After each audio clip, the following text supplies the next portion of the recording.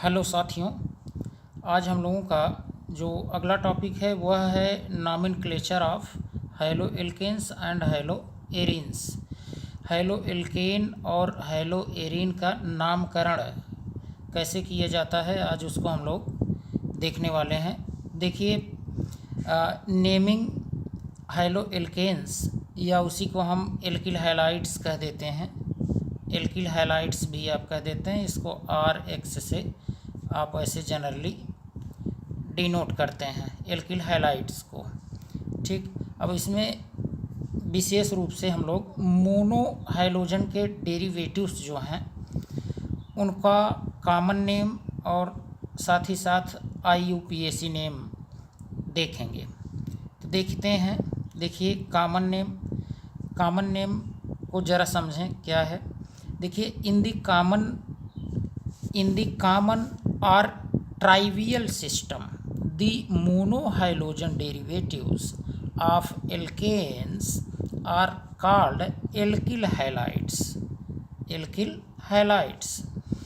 These are named by naming the alkyl group attached to halogen and adding the name of the halide। देखिए, कहने का ये तात्पर्य है कि जैसे एल्केन है, एल्केन जैसे एल्केन का हम फर्स्ट कंपाउंड मीथेन ले रहे हैं, इसमें से एक H आप रिप्लेस करेंगे, एक H आप माइनस कर दीजिए और उसी के प्लेस पर एक हाइड्रोजन प्लस कर दीजिए, तो बन जाएगा CH3Cl। तो इसमें ये कहा जा रहा है कि आप इसकी नेमिंग किस तरीके से कहेंगे।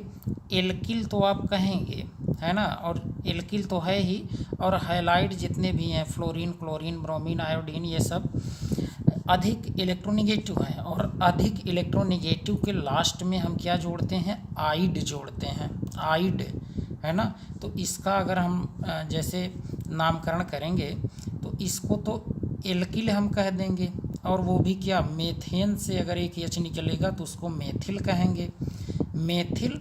और ये क्लोरीन न कह के अधिक इलेक्ट्रोनिगेटिव है तो उसको उसके अंत में हम आइड जोड़ेंगे, अर्थात मेथिल क्लोराइड कहेंगे। ठीक है, मेथिल क्लोराइड कहेंगे, यहाँ देखने को मिल रहा होगा। ऐसे एथेन से एक H हटाकर ब्रोमीन जोड़ दीजिए तो एथिल ब्रोमाइड, है ना। ऐसे प्रोपेन से एक H निकालिए और उसी प्लेस पर आयोडीन जोड़ दीजिए तो उसको आप प्रोपिल आयोडाइड या नॉर्मल प्रोपिल, एक सीधी चेन में रहता है जब, तो उसी को हम नॉर्मल स्मॉल n आगे लगा देंगे, है ना। नॉर्मल प्रोपिल आयोडीन जुड़ा है तो आयोडाइड बोल देंगे।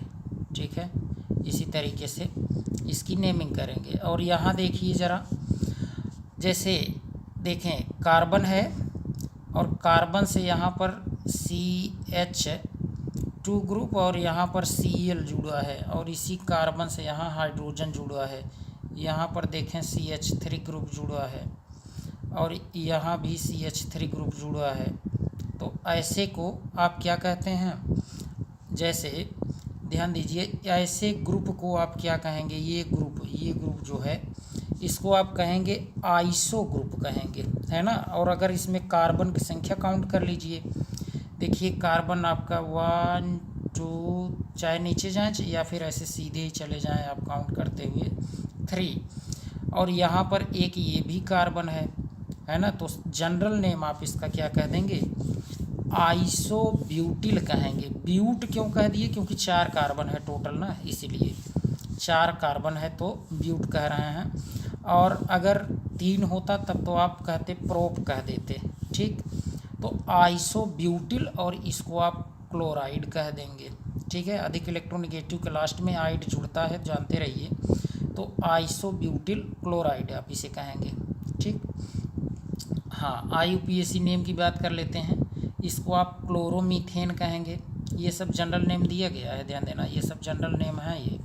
ठीक, IUPAC नेम अगर आप करेंगे तो क्लोरोमीथेन, इसका ब्रोमो एथेन कहेंगे, इसका आयोडो प्रोपेन कहेंगे, और इसका जरा देखिए इसको क्या बोलेंगे आप, इसको थोड़ा सा जूम करके यहीं बता दें, है ना।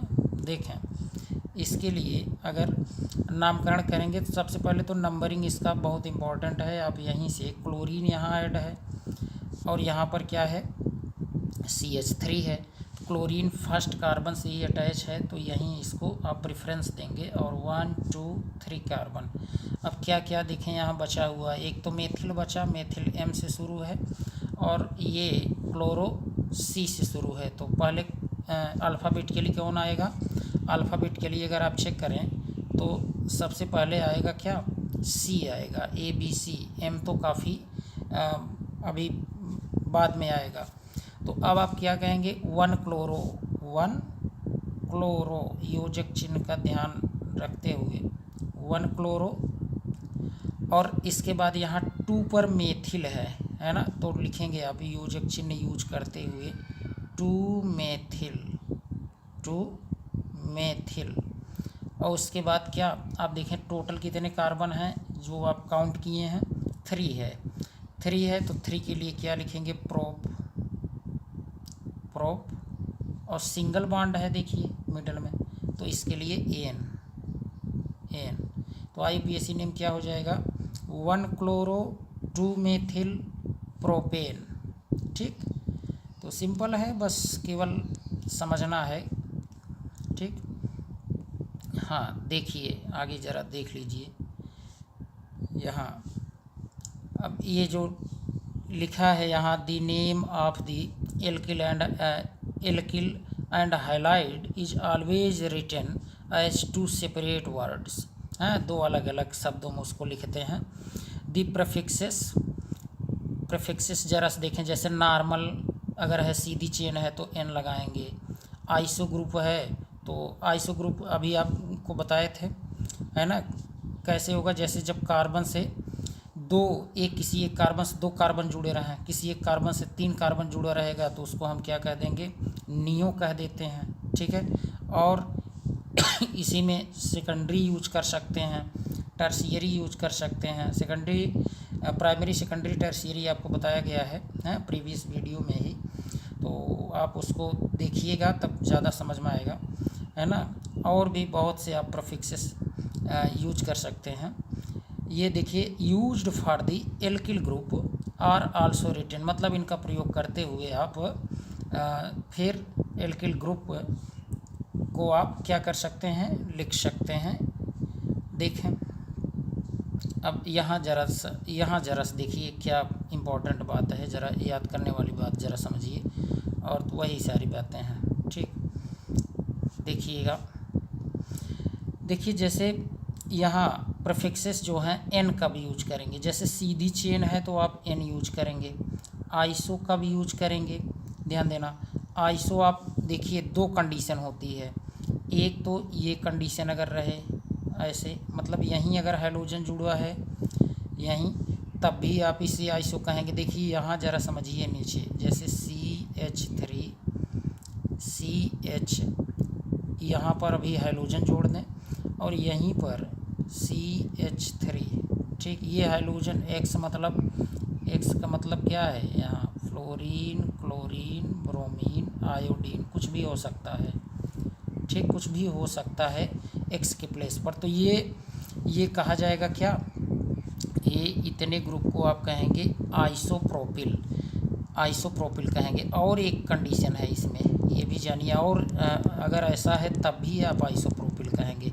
एक तो ऐसे आप बोल रहे हैं, और अगर यही इस तरीके से है, जैसे ज़रा समझिए, एक तो ये रहा, और अगर आपके पास यहाँ CH3 आपने यहाँ जोड़ रखा है और यहाँ CH2 जोड़ रखा है CH2 और तब हाइड्रोजन जुड़ा है, तो ऐसे कंडीशन में भी ध्यान देना, ऐसे कंडीशन में भी आप इसको आइसो ग्रुप ही बोलेंगे। ध्यान देना, इसको आप ये केवल बोल देंगे कि यह आइसो, यहाँ कार्बन की संख्या कितनी है, एक तो सीधी चेन में 3 है और एक यहाँ 4, तो इसको आप आइसो ब्यूटिल कह देंगे। ठीक, लेकिन है आइसो ही, ये जानना है। नियो देखिए, नियो की कंडीशन क्या है, नियो की कंडीशन ज़रा समझिए, जैसे अगर आपके पास ये इस तरीके से है, जैसे ये कार्बन है, ठीक कार्बन है और इसी से अगर यहाँ आप जोड़ लें, देखिए ये कोई एल्किल ग्रुप जैसे CH3 हम जोड़ देते हैं, यहाँ CH3 जोड़ देते हैं, ठीक है, CH3 है, ठीक, थोड़ा सा फिर से लिख देते हैं CH3, और यहाँ भी CH3 है, ठीक। अब देखिए इसी कार्बन से, ये इस कार्बन से देखिए कितने 3 कार्बन जुड़े हुए हैं, तब ऐसे को भी आप क्या कहेंगे, नियो कह देंगे, है ना। ऐसे को आप क्या कह देंगे, नियो कह देंगे, ध्यान देना।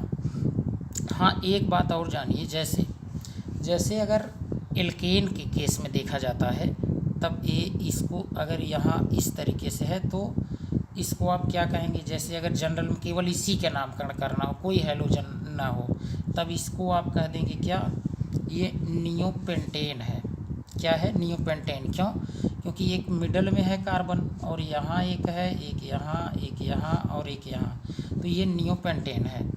और अगर हैलोजन जोड़ना चाहते हैं, ध्यान देना, अगर हैलोजन जोड़ना चाहें तब आप क्या लिखेंगे, यहाँ CH2 करके यहाँ हैलोजन जोड़ देंगे, तो इसको हम नियोपेंटेन कह देंगे, ठीक है। नियोपेंटेन तो है ही, तो इसको अब ये इतने ग्रुप को नियोपेंटिल कहेंगे, नियोपेंटिल हैलाइड। अब हैलाइड में अगर क्लोरीन है तो नियोपेंटिल क्लोराइड, ठीक। और एक कंडीशन है, ज़रा देखिए, इसके अलावा और भी एक कंडीशन है, कब और हम कहते हैं, अगर यहीं पर जैसे एक और ये CH2 ग्रुप रहे, तब यही इसी कार्बन से आगे प्लेस नहीं है, फिर भी आप यहाँ ऊपर नीचे लिख सकते हैं, यहाँ हैलोजन जुड़ा रहे, ठीक, तब भी इसको आप बोल सकते हैं क्या, नियो ग्रुप बोलेंगे, लेकिन कार्बन काउंट करके बोलेंगे, ठीक है। कार्बन कितने हैं टोटल, देखिए यहाँ 1 2, ये मिडल में 3 4 5 6, तब इसको आप कहेंगे कि यह क्या है, यह है नियोहेक्सिल। ये क्या हो जाएगा, नियोहेक्सिल, और उसके बाद हाइलाइड, ठीक। ये भी जानते रहिए, ये भी जानते रहें, बहुत इम्पोर्टेंट है, ठीक। आगे देखिए ज़रा, ये IUPAC नेम, IUPAC नेम अगर आप देखेंगे तो देखिए किस तरीके से करेंगे। जैसे IUPAC नेम तो अभी आपको बताए भी थे, जैसे मान लीजिए कि इन्हीं के अभी बता दें जिससे क्लियर हो जाए, थोड़ा सा देखिए इसी में, जैसे ये दिया है, ठीक, ये दिया गया है, और इसका हमें IUPAC नेम लिखना है, यहाँ मान लीजिए क्लोरीन है, ठीक। तो नंबरिंग कहाँ से हम करेंगे, नंबरिंग यहीं क्लोरीन के साइड्स करेंगे, ठीक, क्योंकि ये फर्स्ट कार्बन पर ही है, तो 1 2 3, ये 3 और ये 4 कार्बन है, ठीक। तो अब यहाँ ज़रा देखें, ये और ये कार्बन बच गए हैं, तो हम IUPAC नेम इसका कैसे लिखेंगे समझिए। 1 पर क्लोरो है, C से स्टार्ट है, और ये 3 कार्बन पर देखें मेथिल है, तो मेथिल तो M से, वैसे भी अल्फ़ाबेट के लिए आप देखें, ये क्लोरीन C से स्टार्ट है, तो इसी से आप शुरू करेंगे इसका वो IUPAC नेम लिखना, तो लिखेंगे 1 क्लोरो 3 डाई मेथिल। देखिए 3 कार्बन पर यहाँ भी मेथिल है और यहाँ भी, तो यहाँ योजक चिन्ह ध्यान देना बहुत इम्पोर्टेंट है, 3,3 डाई मेथिल और उसके बाद टोटल कितने कार्बन हैं, ये जो आप नंबरिंग किए हैं यहाँ से यहाँ तक 4 है, तो 4 के लिए आप क्या लिखेंगे, ब्यूट लिखेंगे, ब्यूट, है ना। और सिंगल बॉन्ड के लिए एन लगा देंगे, तो ये इसका IUPAC नेम हो जाएगा। क्लियर हुआ होगा, 1 क्लोरो 3 डाई मेथिल ब्यूटेन, ठीक। तो इस तरीके से इसका नामकरण भी आप कर लेते हैं, ठीक।